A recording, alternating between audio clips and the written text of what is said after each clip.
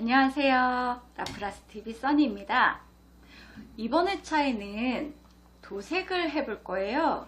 그런데 도색을 하기에 앞서 지난주에 설명을 드렸던 SD와 CS 킷에 대해서 문의를 해주신 분들이 계셨습니다.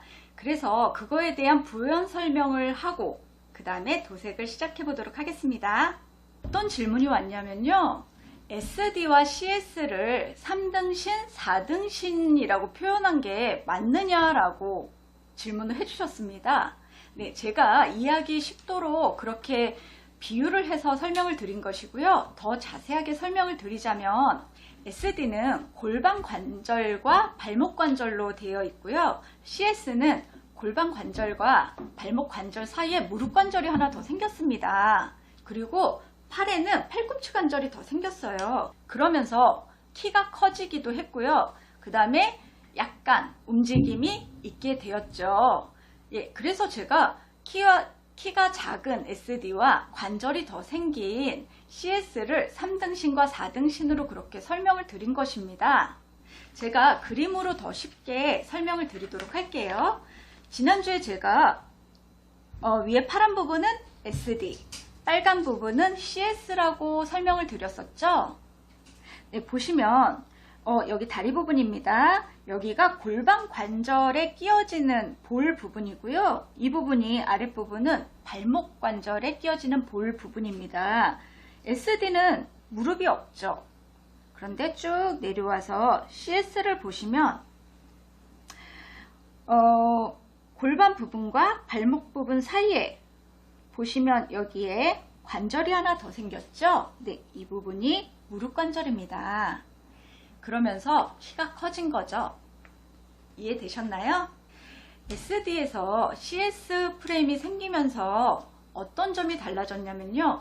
SD에서는 취하지 못했던 포징이 CS에서는 가능해졌다는 이야기입니다.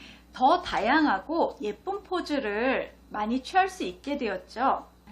CS와 SD에 대한 설명을 여기까지 하고요. 그 다음에 도색으로 넘어가 보겠습니다. 오늘은 지난 회차에서 조립을 했던 요 아이 도색을 할 거예요.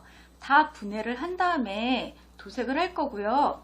네, 자, 이거는 이 런너는 뭐냐면 CS에 들어가는 내부 프레임이 있는 런너예요. 네, 같이 들어있었는데 제가 조립을 안 했죠. 지난 회차에는. 이것도 같이 도색을 해볼 거예요. 얘는 다 런너에서 떼어내서 분해를 해서 하는 도색이고요. 이 아이는 런너째로 도색을 할 거예요. 근데 런너째로 하는 거 저는 권해드리지 않거든요. 왜냐하면 다 도색을 한 다음에 떼어냈을 때 이 게이트 자국은 도색이 안 된 상태이기 때문에 자국이 다 남아요. 그래서 권해드리지는 않습니다. 하지만 오늘은 이 내부 프레임이 안으로 들어가기도 하고 여러분들께 두 가지 방법이 있다는 것을 알려드리기 위해서 두 가지로 해볼게요. 그리고 나중에 완성된 조립은 CS로 보여드리겠습니다. 네, 도색하기에 앞서서 도색에 필요한 준비물에 대해서 우선 설명을 드리도록 하겠습니다. 여러분들 집에 있는 종이 있죠? 종이 이렇게 밑에 깔아주셔야지 물감이 바닥에 안 묻으니까 종이를 일단 깔아주시고요. 제일 먼저 물감에 대해서 설명을 드리도록 할게요. 자, 물감에는 유화 물감, 수채화 물감, 아크릴 물감 이렇게 여러 가지 종류의 물감이 있는데 저희가 사용하는 거는 이 아크릴 물감입니다. 그래서 저는 이제 선생님이다 보니 전문가용을 사용을 하는데요. 여러분들은 굳이 전문가용을 사용하지 않으셔도 되고요. 주변의 마트나 문방구에서 쉽게 구할 수 있는 그런 아크릴 물감을 사용하시면 될 것 같습니다. 그 다음에 필요한 준비물, 이 물통에 물이 있어야 되고요. 뭐 이렇게 미술용품에 있는 물통 아니어도 됩니다. 저는 여기 일회용 그릇에 사용하거든요. 괜찮아요. 그리고 팔레트가 준비되어야 되는데 팔레트에는 뭐 학교에서 사용하는 플라스틱 팔레트, 화가가 사용하는 뭐 나무 팔레트도 있고요. 제가 사용하는 건 이 종이 팔레트예요. 제가 이제 수업을 하다 보니 휴대가 간편한 일회용 종이 팔레트를 사용을 합니다. 그런데 집에 있는 거 아무 팔레트나 사용하시면 되고요. 집에 혹시 팔레트가 없으신 분들은 색깔은 봐야 되니까 흰색 종이 있죠? 이걸 이렇게 깔아 놓으시고 그 위에 랩 같은 거나 비닐 이렇게 덮으셔가지고 사용을 해도 괜찮을 것 같습니다. 그 다음에 이 붓에 대해서 설명을 드릴게요. 제가 사용하는 붓은 이 평붓과 둥근 붓, 그 다음에 이 세필붓이 있습니다. 이 붓은 호수가 다 달라요. 뭐 8호, 12호, 뭐 이렇게 6호 이렇게 다 있어요. 저는 2468, 10, 12 이렇게 다 쓰는데 이거는 면적에 따라서 좀 넓은 부분 쓸 때는 더 두꺼운 거 쓰시면 되고요. 좀 섬세하게 들어가야 되는 부분은 이 작은 붓부터 해서 이렇게 세필붓도 사용을 합니다. 이 세필붓은 보이실런지 모르겠는데 0호라고 써있는 거 보이시나요? 네. 이게 0호 붓이고요. 이거보다 더 얇은 00호 또 000호가 있습니다. 근데 저희는 그렇게까지 얇은 붓은 필요하지 않고요.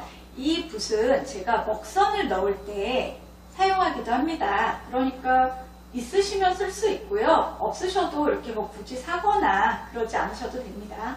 네, 그 다음에 이 지퍼백인데요. 이거는 어디에 필요할까요? 자, 이 킷들을 분해했을 때 이 부품이 분실될 우려가 있거든요. 그래서 제가 그때 말씀드린 게 파트별로 나눠야 된다고 말씀드렸었죠. 네, 그렇게 나누고 이렇게 지퍼백에 보관을 하시면 됩니다. 그래서 이렇게 너무 큰 지퍼백보다는 네, 이거나 중간 정도 되는 크기면 좋을 것 같습니다. 네, 그 다음에 제가 설명드릴 건 이 세퍼레이터예요. 이거는 이 킷을 분해할 때 물론 이제 가조립을 할 때 헐겁게 조립을 하기는 했지만 손이 아프거나 혹시라도 실수로 꽉 끼워지는 부분이 있을 수 있어요. 그럴 때는 이 세퍼레이터를 준비를 해서 이렇게 분해를 하시면 되는데 이거는 어린이들이 주로 사용하는 어린이용이고요. 이거는 어른들이 주로 사용을 합니다. 좀 끝이 날카로워요. 그래서 좀 위험하기도 하고 또 이 외장 그러니까 부품에 스크래치가 날 수도 있어서 조심하셔야 돼요. 네, 이 세퍼레이터가 있으신 분들은 이걸 사용하셔도 되고요. 굳이 헐겁게 조립을 했는데 이게 필요하냐 싶으신 분들은 손으로 떼내셔도 괜찮습니다. 그러니까 너무 없다고 걱정하지 않으셔도 될 것 같습니다. 네, 또 하나 설명드릴 거는 이거는 있으면 좀 편한 건데요. 건조 패드라고 합니다. 이건 도색을 한 후에 건조시킬 때 사용하는 패드인데요. 보통 도색을 하고 여기다가 부품을 꽂은 다음에 이게 집게로 되어 있거든요. 네, 꽂은 다음에 이렇게 해서 다 말리는 그런 건조 패드입니다. 네, 집게가 필요 없거나 없으신 분들은 그냥 도색을 하고 이 위에 이렇게 올려놓으셔서 건조될 때까지 네, 기다리면 되는 그런 건조 패드입니다. 네, 준비물에 대해서 설명은 여기까지 하고요.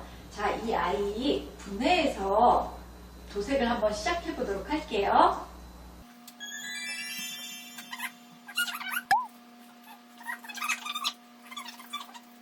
자, 이렇게 분해를 마쳤어요.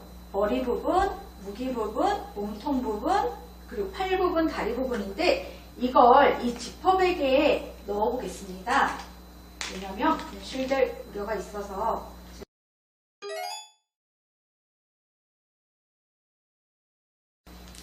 제가 이거를 이렇게 해놓고 어느 부분인지 많이 만들어 보면 알긴 하는데요. 우린 초보자니까 마킹을 하겠습니다. 자, 팔이라고 썼고요. 여기는 다리 이렇게 써놓으면 네, 어떤 부품인지 쉽게 알아볼 수 있겠죠. 이 부분은 얼굴 부분인데 얼굴 부분 지금 도색해 보려고 합니다. 여러분, 이 아이를 어딜 잡고 도색을 해야 될까요? 제가 그 방법을 알려드릴게요. 집에 이쑤시개나 면봉 정도는 갖고 계시죠? 네, 이게 그 두께의 이쑤시개와 면봉입니다. 이걸 어떻게 하느냐 하면 이렇게 꽂을 수 있는 부분에 이렇게 꽂아주세요. 보이시죠? 그리고 이 건조 패드에 이렇게 꽂아주시면 됩니다.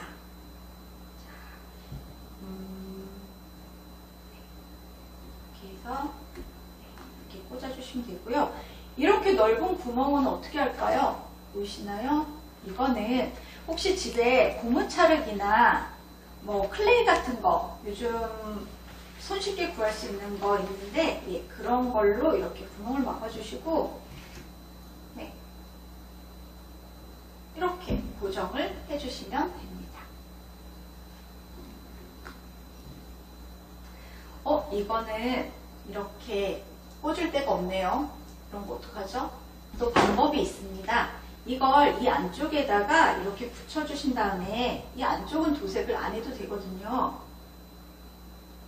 네, 그냥 이렇게 고정을 해주세요. 생각보다 쉽죠? 네, 이거는 이 정도 되는 네, 너무 괜찮은 방법이죠? 다 집에 있는 도구를 사용하실 수 있습니다. 네, 이렇게 다 준비가 되었습니다. 이제 도색을 할 건데요. 저는 이렇게 원래 나와 있는 색상대로 칠해볼 거예요. 이게 원래 색분할을 다 할 수 있는데 우리는 초보자고 아직 그렇게 하기에는 익숙한 상황이 아니니까 네, 이대로 한번 칠해보도록 하겠습니다. 아크릴 물감을 짜실 때는 여러분 너무 많이씩 하실 필요가 없어요. 왜냐하면 얘가 금방 굳거든요. 그래서 많이 칠해놔서 이걸 다 쓰기도 전에 다 굳어버릴 수가 있기 때문에 굳이 많이 안 하셔도 됩니다. 이걸 너무 두껍게 칠하시면 건조가 잘 안 되는 경우도 있어요. 그러면 건조 시간이 너무 길어져서 네, 여러분들이 더 많이 기다리셔야 되니까 얇게 칠하시고 다 마른 다음에 또 더 칠하시고 그러면 될 것 같아요. 이 정도로만 고정을 해도 색칠하는데 큰 무리는 없습니다. 집에 있는 도구를 사용해서도 이렇게 네, 도색이 가능해요. 이게 아크릴 도색의 장점인 것 같습니다. 아크릴 물감의 장점이자 단점이 뭔지 아세요? 아크릴 물감은 다 마른 다음에는 섞이지가 않습니다. 그래서 네, 그게 장점이 될 수도 있고 단점이 될 수도 있겠죠. 이 붓질을 할 때 자국을 최소화하는 방법 중에 하나는 뭐 굳이 그렇게 하시라고 말씀드릴 수는 없지만 이렇게 한 방향으로 한 번에 이렇게 쓸어내리는 게 붓자국을 최소화할 수 있습니다. 이 아크릴 도색은 붓자국을 사실 100% 피하기는 어렵습니다. 그래서 최소화하는 방법으로 네. 여러분 혹시 이 차이가 보이시나요? 지금 이게 두 번째 올라간 거고요. 이게 첫 번째 올라간 거예요. 그 색깔 차이도 좀 있지만 더 고르게 올라간 것도 좀 티가 나죠.